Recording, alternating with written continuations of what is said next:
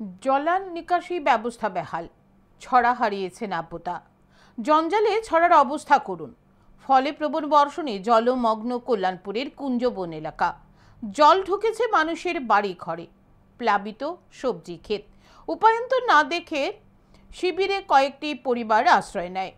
সংশ্লিষ্ট বন্যা কবলিত এলাকাগুলোর মধ্যে ইতিমধ্যে সাধারণ মানুষের জন্য একাধিক আশ্রয় শিবিরগুলো খোলা হয়েছে।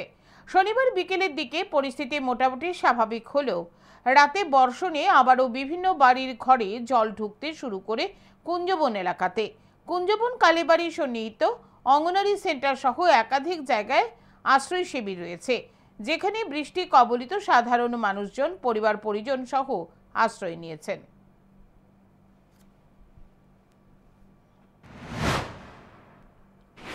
সরাবাঙ্গা হয়েছে, এদিকে উজানের দিকে সরাবাঙ্গা হয়েছে, আমরা এদিকে ব্রিজের সঙ্গে সরাবান্ধা হয়েছে, সরার কোনো গাং আইন নাই।